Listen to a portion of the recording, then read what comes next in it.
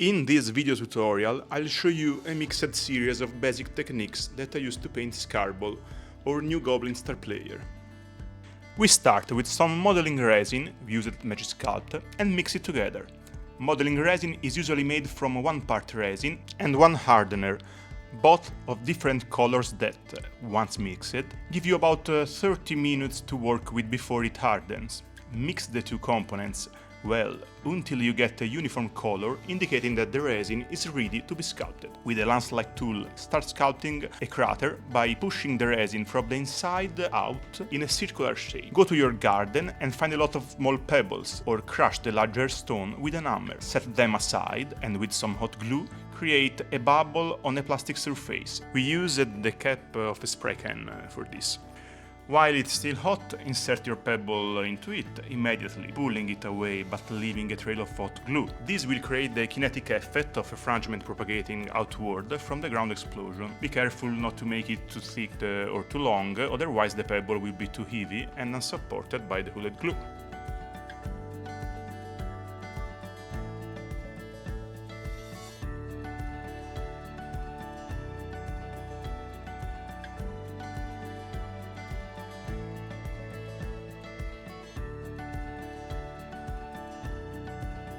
Use a cutter to finish the kinetic effect of the glue by cutting off the end of any excess.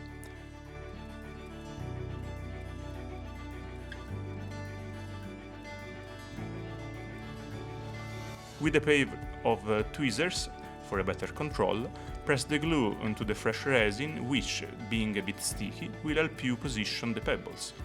Be asymmetrical in doing this operation to give a more realistic explosion effect. Use the remaining pebble to create an explosion at different height. Feel free to use drops of Loctite glue, which is very fast and helps to secure practically everything.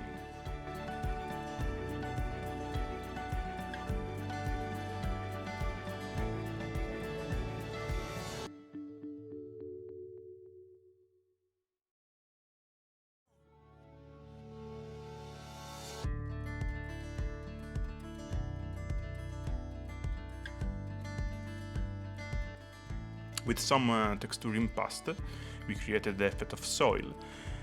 We purchased it ready-made, but you can create it at home by mixing PVA glue filler, mixed grain sand and optionally a drop of brown color.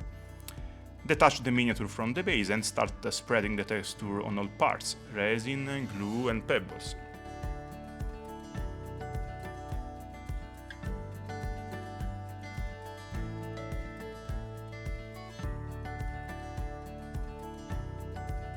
After priming the pies with the black, we use an Army Painter primer.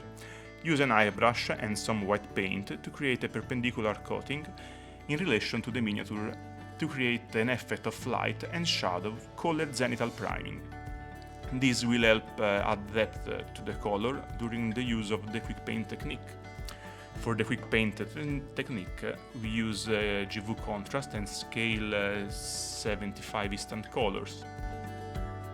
These are the diluted color that settle into the recesses of the miniature, creating a direct effect of light and shadow, which is further accentuated by zenithal priming. If we stop at this base layer, the effect won't be particularly spectacular, but it will be very decent and will avoid the unpleasantness of having unpainted pieces on the gaming table. Just like when you were in kindergarten and painted within the borders of drawings, be careful here to apply the base color within the limits of the area that you want to color, so that it doesn't invade an area that will be painted with a different color. If the color seems too opaque, you can deal with it with water or change the gradient by mixing different types of color together.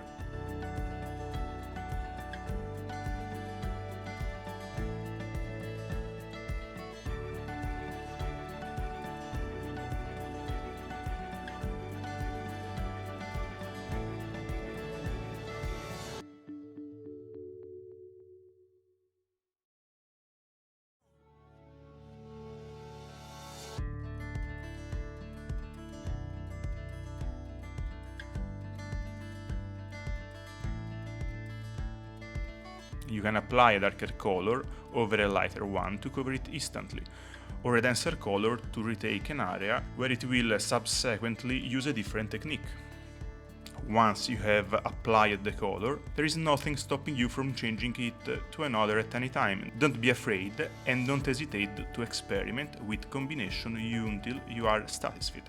If you want to go from a darker color to a lighter one, I recommend to applying a coat of white to cover the first layer.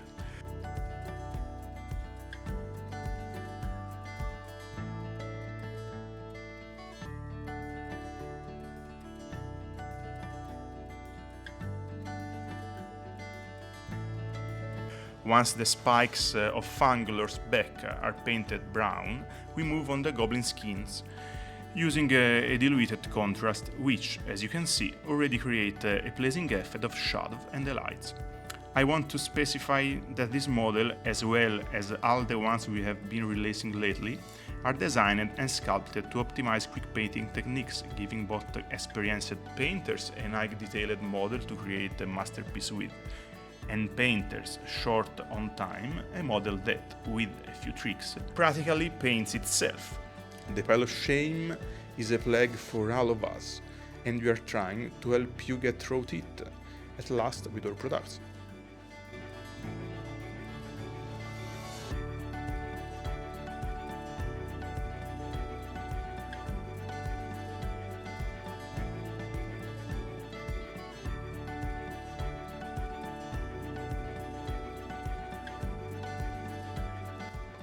We now start bringing out the highlights with the layering phase using glaze or water to dilute the paint. We add a lighter gradient to the base color by mixing it with other colors, often a bit of white, and diluting it with a drop of glaze. This creates a lighter gradient compared to the base, and we will gradually cover smaller and smaller area until we end up with a much lighter final color and a very small paint application area.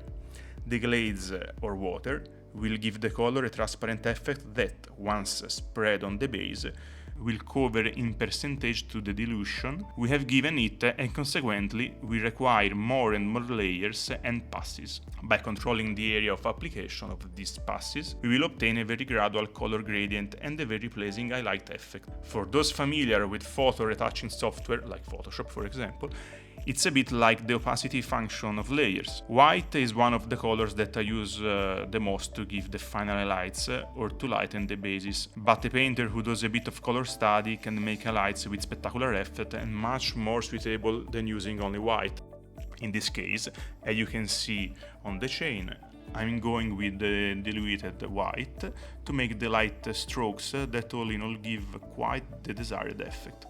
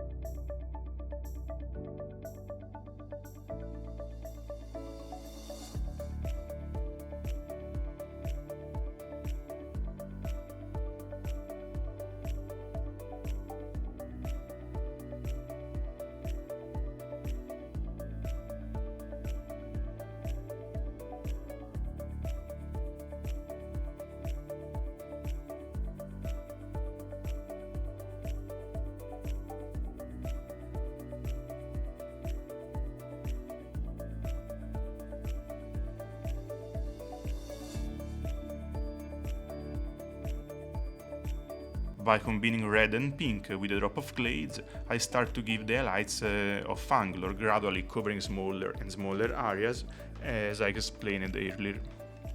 To create the gradient, as you can see, I go over it and gain until I reach the desired gradient.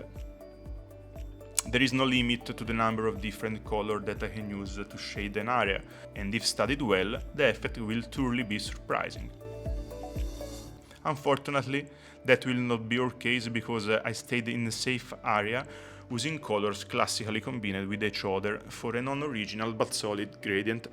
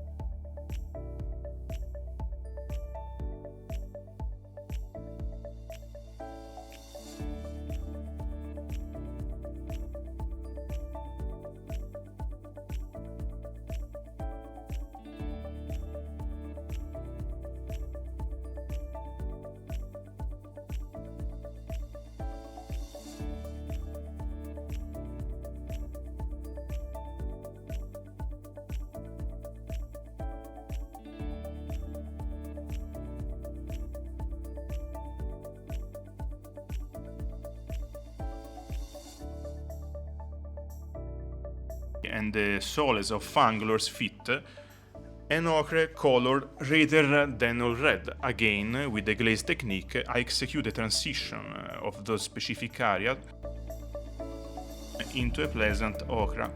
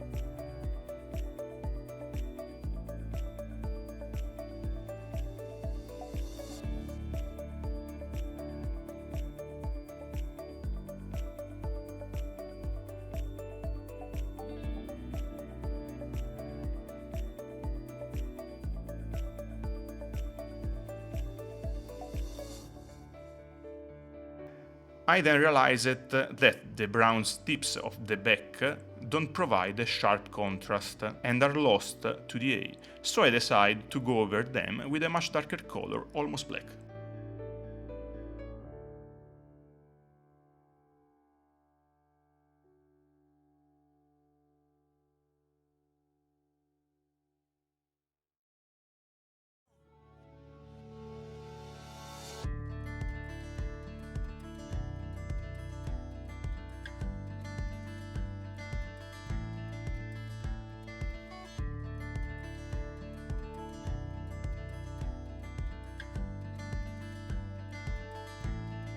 With the techniques used so far and with the help of white, I go to shape the tips until I get to touch their ends directly with a little diluted white as the final light point.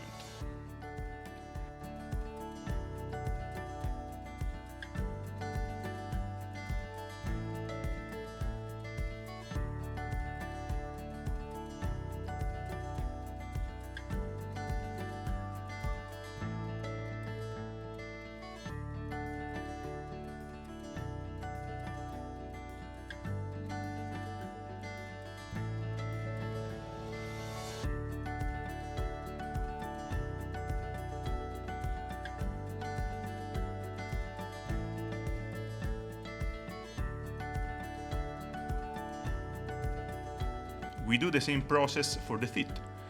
We take some bone color and give an intermediate layer that we finish lightening gradually with white.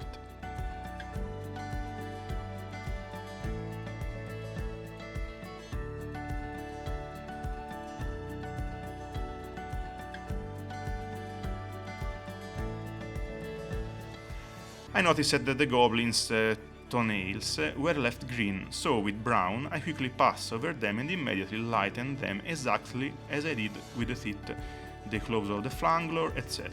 In this case I didn't use glaze as diluent but water, not for a specific need, but to show you twin techniques. Mastering glaze or water is quite indifferent for the level with which we want to quickly paint our miniatures. The goblin, as you can see, we are lightening using water, but the concept is always the same. Spread the diluted color in a smaller and smaller area until you reach the most prominent area of the miniature. Even the gradual color change, as in this case the sole of the goblin's feet more ochre compared to the green of the skin, was done with the water and the process does not change. Yes, you can create the lighter area. If then I want to give you a different color gradient, it does not change anything. So, as here the sole of the goblin's feet, I want to make it more ochre. The shirt that I had made to yellow, I want to cover it with undiluted purple, so that the more concentrated pigmentation covered the entire area.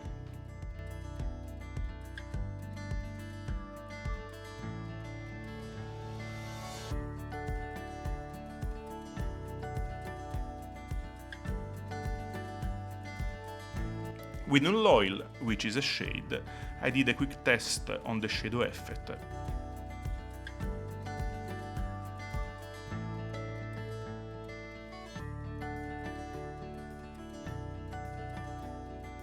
I went on to lighten the goblin's jacket using the base purple mixed with white and highlighting, as done so far. For the fabric part, I use a bit of dotting rather than a linear spread of color, just because the texture of the fabric is recreated a bit. Finally, with the same slightly diluted white dotting, I highlighted the high points of the jacket, giving the final light points.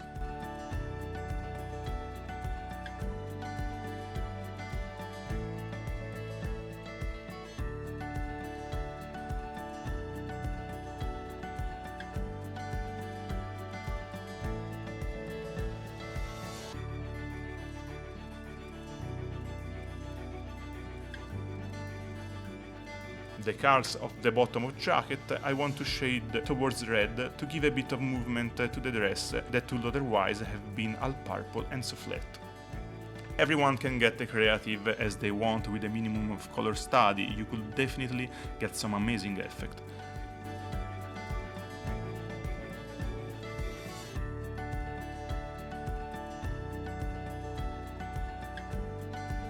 With pure purple, more or less diluted with water depending on how much I want to be covering, I go back to pick up the tips of the teeth, the dress, the chain, the armor plates and so on.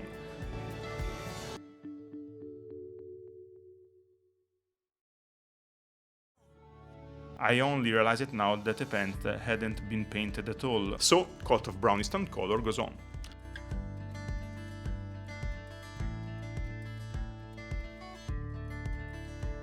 Finally, I pass the null oil, which, as you can see, gives me a very interesting effect, pulling out the shadow where there wasn't an oak before. I can pass it several times if I want, creating incredibly marked shadow. With undiluted purple color, I also go back over the scar on Fanglo's muzzle.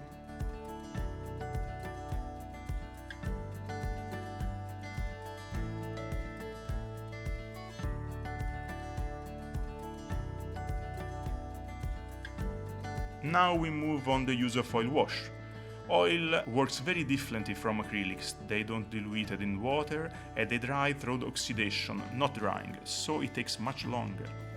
Diluting them in oil to get a milk-like consistency using wet spirit, we use the Tamiya's one, you can create very covering shaders and very gradual and pleasant shades. Using various colors mixed with black and diluted with white spirit, we start to brush this drop of oil wash directly into the parts of interest.